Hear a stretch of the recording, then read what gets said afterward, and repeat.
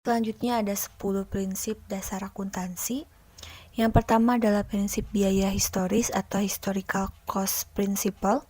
Prinsip ini mengharuskan kita untuk melakukan pencatatan terhadap biaya yang dikeluarkan baik untuk memperoleh barang maupun jasa. Yang kedua adalah prinsip pengakuan pendapatan atau revenue recognition principle. Nah, di mana pendapatan adalah aliran harta yang masuk atau aktiva yang didapat dari penyerahan barang atau jasa. Nah, prinsip ini mengharuskan kita untuk mencatat harta itu sebagai pendapatan.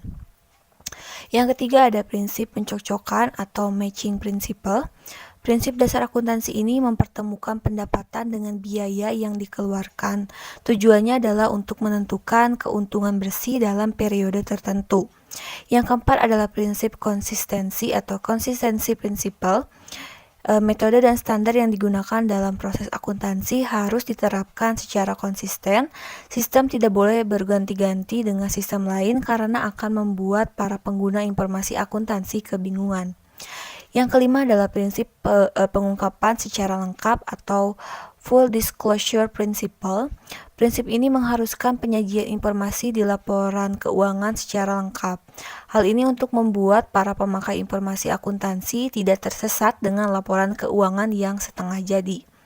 Yang keenam adalah prinsip entitas ekonomi atau economy entity principle. Maksud dari entitas ekonomi adalah sistem informasi ekonomi harus berdiri sendiri. Kita tidak boleh mencampurkan laporan keuangan akuntansi antara perusahaan dengan pribadi maupun pihak lain. Yang ketujuh ada prinsip periode akuntansi. Sebuah pelaporan keuangan perusahaan harus dibatasi oleh periode tertentu. Misalnya perusahaan yang menjalankan usaha mulai dari 1 Januari sampai dengan 1 Februari. Kedelapan ada prinsip satuan moneter. Maksudnya adalah segala bentuk pencatatan transaksi harus dinyatakan dalam bentuk yang bisa diukur. Misalnya mata uang rupiah. Prinsip yang kesembilan adalah prinsip kesinambungan usaha atau going concern.